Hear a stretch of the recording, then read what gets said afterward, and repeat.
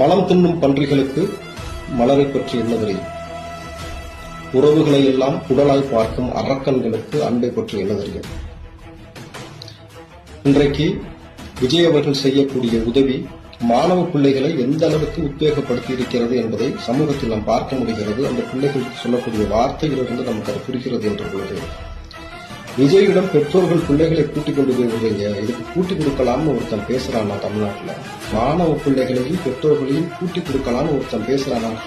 இவ்வளவு இழிவா ஒருத்தனால தமிழ்நாட்டில் பேச முடியும்னா இவனை செருப்பால் அடிச்சாலும் தகும் என்பதுதான் ஒவ்வொரு தனிப்பட்ட மனிதனுடைய கருத்தாகவும் இருக்கிறது பொழுது, இந்த வேல்முருகன் என்ற வழக்கமான சட்ட ரீதியாக பல நபர்கள் இவரை சிறையில் தள்ளுவதற்கான முனைப்பை எடுக்க வேண்டும். நீண்ட நெடிய அரசியல் பயணத்தில் எவ்வளவோ அரசியல் தலைவர்கள் எவ்வளவோ ஆபாசமாக பேசிய நபர்கள் நாம் சந்தித்திருக்கிறோம். ஆனால் பிள்ளைகளை, பெண் பிள்ளைகளை பெற்றோர்களை கூட்டிக் கொடுக்கிற வேலையை செய்கிறார்கள் என்று ஒருத்தன் பேசியிருக்கிறானாக்கா இவன் எவ்வளவு ஒரு ஈழப்பிறவியாக இருக்க வேண்டும், எந்த அளவுக்கு மனநிலை பாதிக்கப்பட்டவனாக இருக்க வேண்டும், இவன் மருத்துவமனையில் சிகிச்சை பெற வேண்டிய நபர் எப்படி பொதுவெளியில் உலாவுவதற்கு இந்த அரசாங்கம் அனுமதித்திருக்கிறது என்ற ஒரு கேள்வி இருக்கிறது.